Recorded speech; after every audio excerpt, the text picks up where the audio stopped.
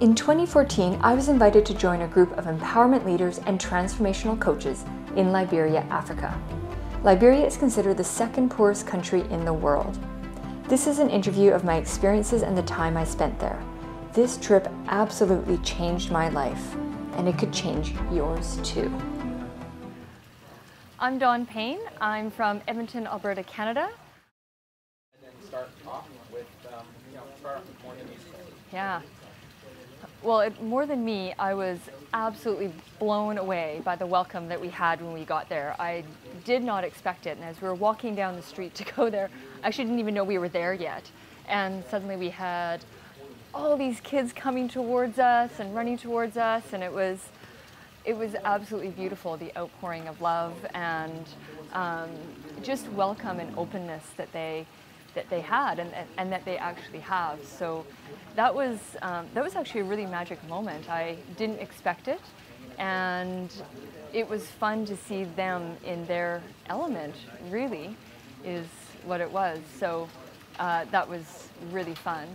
And then it was really interesting because our teams got changed a little bit, and we just had to figure it out and go in, and we just started playing and really being with the people there and really just interacting and finding out what they wanted and what the questions they had. They had some really interesting questions for us, like, are you married and do you have children? And we gave them an opportunity to ask us some questions as well. And they loved the fact that there was a lawyer in our group. There's a lot of them that wanted to be lawyers.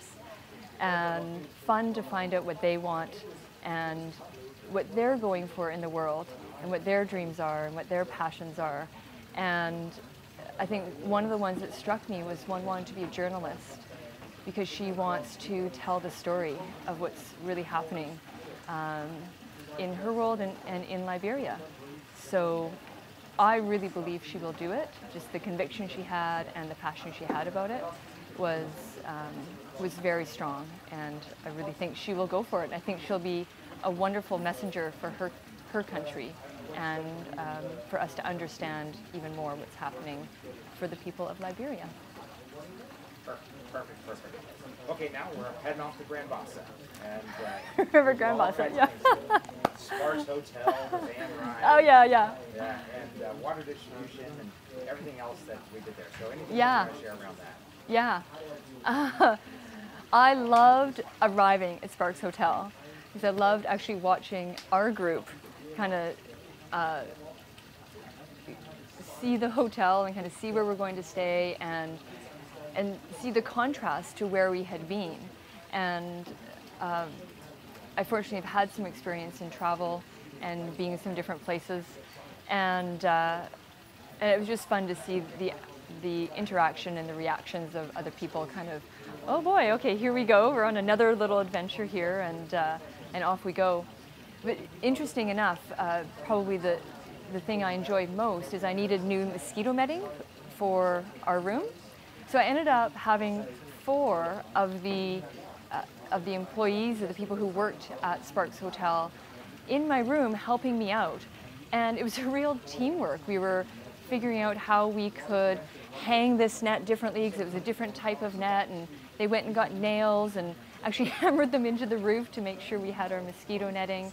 And they were just so helpful and so friendly, and it was also really nice because I got to know them a little bit more, and I got to chat with one of them who wants to be a business owner and wants to have his own business, and he's thinking he wants to go to America, but ultimately he wants to have a family. He wants to have a wife and a family, and that's his dream. And I just thought that was absolutely beautiful, and they were super helpful as well. So that was great. What was it like going into the village and watching the underwater distribution and the experiences of the people there? Yeah, the first village we went to, again, was just such a huge welcome and so much excitement and energy and anticipation and readiness to have us join them in their space, really, and in their lives. And as we were walking down to do the water distribution, I was walking with a bunch of kids, and I asked if they could sing me a song. Because as I've been going through Liberia, I've noticed that song and dance are really a universal language and a way that we can communicate. And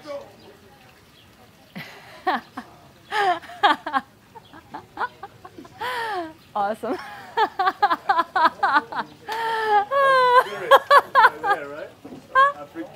Oh my gosh. Where was I now? You're talking about their song and dance. the song and dance. Yeah. So one thing I've noticed about Liberia is that song and dance are really a universal language and a way that we can communicate. So although they were singing and they were singing this beautiful song to me, I didn't fully understand the words. I felt them, and I felt their joy and their eagerness to welcome us and to have, I guess, the opportunity of clean water. And What is it like yeah. to be aware that there are parts of the world that really have water that can kill them? I mean, they literally Yeah. don't have that available to them, especially being in a more modern, society where you can literally just go up to a sink and, even though it's not good tasting water, it's not Yeah. going to kill you, Yeah. It's actually unbelievable that something so simple is not available to everyone in the world. Something we take for granted every single day. Every day. Which I won't take for granted at all anymore. And just seeing the impact it has for them, for their communities, and even the excitement around it. There was one little girl, somebody was sharing that we had some gifts for them, and said, we have a clean water system here, and she was giddy. Like, she was literally jumping out of her skin. She was so excited for clean water. How simple and how essential that is for all of us, but you can't appreciate it until you don't have it, or until you experience seeing other people who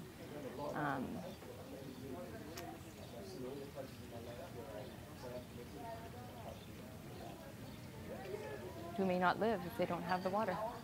The fact that we can actually do something about that, which is $55 for 150 people. It's incredible. Absolutely incredible. Yeah. I think you did great. Why don't we Yeah. move on to the next thing? No, that's good. Yeah. Talk about Becky School. What was it? What was it like to?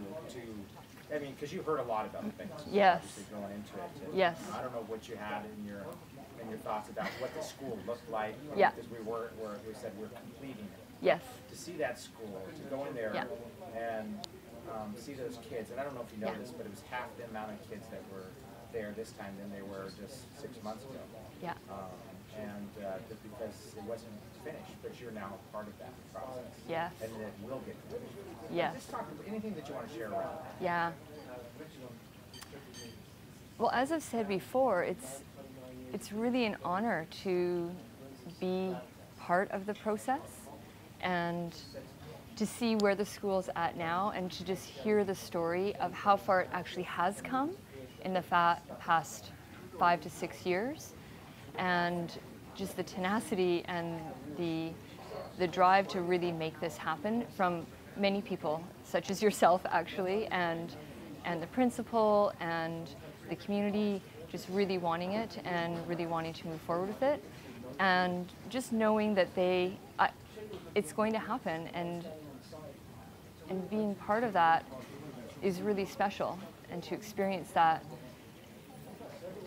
was an honor. I mean, I think that's just a word that keeps coming back to me, to again see something so simple, kind of brick and mortar place where these children can have an education which will change their lives, change the lives of their families, and change the country. And I really believe education is the foundation of change, and that's where so much starts. And that opportunity for them, for us to be part of that is amazing. It's really amazing, yeah. Yeah, I think that's, yeah, where I want to leave it, yeah. And then now, speaking on stage and doing the workshops Yes. and being amongst the teachers. Yes. Talk about that. Well, being on stage was really fun. It was a blast. We were all nervous to get on stage and what's our message and, you know, who are we to teach and are we really here to teach? And we all had these emotions and really wondering what do we have to give these people, because they had really given us so much. And but having said that, it was so interesting to see how all of the messages really just came together and kept building on each other. And you know, I was inspired and I was empowered, and that is really cool. The group that we are with here is absolutely outstanding, and not just their knowledge and their message, but their hearts and their drive and their willingness and their want to be the best they can be, so that we can help others be the best that they can be. And so it was really fun to be part of that, to see other people speaking and to have that experience as well. In the workshop, we used dance and movement and music, which for me is the universal language, as I'd mentioned before. And I came with that idea, and I wasn't sure if I was going to run with that idea, because it's something different, it's something I haven't done before. But as I was, you know, dancing through Liberia, as Wendy says, I thought, I have to do this. This is what I need to do. And so we had a lot of fun with that, and I played some music that had different messages to it, and then we discussed it after and what that meant. And I had them share with each other what they saw in each other, what their gifts were, and then I had them draw themselves. And I had, so they could identify with that identity a little bit more. And then I had them keep drawing and draw their vision of their future and of their life. And that's something I've done, and I actually did that. I drew my vision and drew what I wanted for my life and what I wanted to give back. I drew that the night before I got invited on this trip. And I brought that picture with me, and I showed it to them, and I told them that story, and I showed them all the pieces of the components that have come together in this trip. And they were so excited to do it, they actually didn't want to stop. They kept drawing, they kept drawing, they kept drawing. I said, okay, we need to move on, we need to do something else now. And one of them gave me his picture, which was really, really special and really nice. And it was really fun and a great experience. Again, they gave me so much. I almost feel like so much more than I gave them. And it was a really amazing experience. Yeah, yeah. The last thing I want you to talk about is what was it like to be a part of your group? Yeah. And to have these people with you yeah. throughout this whole journey. You know, the whole team, I like to think of teams as the collective of everybody that's here. And as we are going through our process while we're here, as we're going through the changes and just figuring out what we're doing, what's going on, I really feel that the team, the whole team, from the people who supported us here in Liberia, the people who were with on this trip, the production, everyone really, really pulled together to make this happen from before we left home all the way through this process. And I really think that after this as well, the team is going to still be an important component of all of our lives, this team that we've created and that we have here on this trip. So the support that we had from everybody, the support we could give each other, this is not a usual opportunity or usual situation to be in. Just the level of commitment and the level of heart and the level of service from this team as a collective and as a whole is very, very special. Yeah.